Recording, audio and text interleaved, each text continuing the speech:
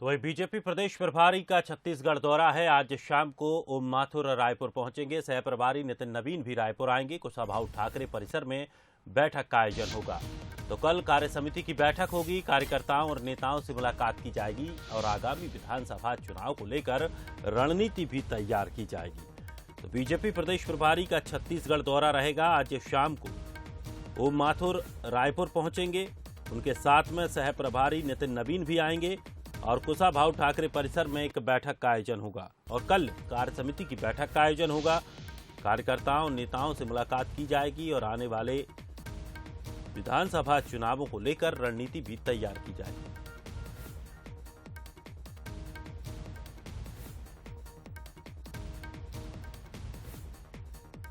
तो बीजेपी प्रभारी का छत्तीसगढ़ दौरा रहेगा, जहां आज शाम को ओम माथुर छत्तीसगढ़ पहुंचेंगे। वहीं आपको बता दें कि अब इस उनके दौरे को लेकर सियासत भी शुरू हो चुकी है। तो वहीं मुख्यमंत्री भूपेश बघेल ने इस पर बयान भी दिया है। 15 तारीख को ओम माथुर जी का आगमन होगा। 26 तारीख को प्रदेश कार्य समिति की बैठक होगी, अन्य बैठकें होगी और उसके बाद फिर से लगातार उनका छत्तीसगढ़ में आना होगा। कार्यकर्ताओं से मिलेंगे और चुनाव के रणनीति पर काम करेंगे। अब चुनाव के समय करेंगे तो उसको कोई फायदा मिलना नहीं है। ओम माथुर जी बुजुर्ग व्यक्ति हैं और उसका सम्मान हम लोग करते हैं, लेकिन अब इस बुढ़ापे में अब इतने बड़े भौगोलिक क्षेत्र में उसको दौरा कराएंगे। यहाँ के भारतीय जनता पार्टी के नेता तो 4.5 साल तक सोए थे, कुछ किए नहीं है और उसके करने की कुछ जगह भी नहीं है। तो अब उसको घुमाएंगे तो मैं समझता कि उसको कुछ लाभ मिलने वाला है।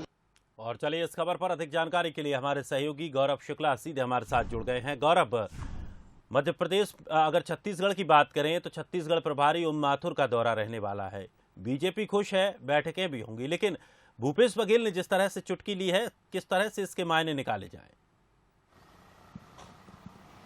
जी बिल्कुल, देखिए बीजेपी के प्रदेश प्रभारी ओम माथुर और सह प्रभारी नितिन नवीन जो है वो आज शाम को 4 बजे रायपुर पहुंचेंगे और लगातार जो बैठकों का दौर है वो चलेगा। कल कार्य समिति की बैठक है और कार्य समिति की बैठक इसलिए भी अहम हो जाती है क्योंकि कर्नाटक चुनाव में बीजेपी को मिली करारी हार के बाद कहीं ना कहीं उसका डर जो है छत्तीसगढ़ बीजेपी को भी होगा, क्योंकि वही एक ऐसा सेमीफाइनल था जिसके बाद छत्तीसगढ़ और जो अन्य राज्यों में चुनाव होना था, वहां पर जो बीजेपी की जीत यदि होती कर्नाटक में तो कहीं ना कहीं उसका फायदा इन राज्यों में भी होता।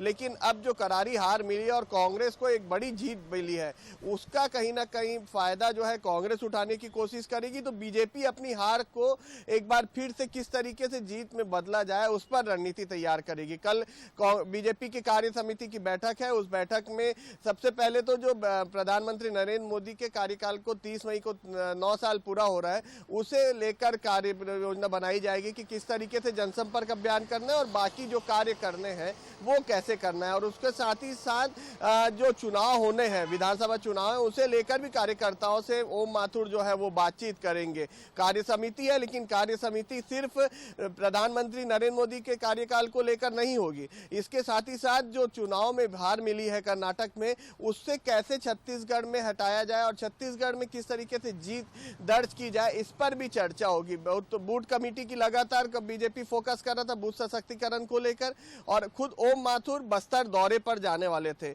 आज जब ओम माथुर आते तो कल वो बस्तर दौरे पर रहने वाले थे और नितिन नवीन जो है वो सरगुजा के दौरे पर जाने वाले थे, लेकिन इनका कार्यक्रम बदला है और कल कार्य समिति आनंद फानन में बुलाई गई है कर्नाटक चुनाव में हुई हार के बाद।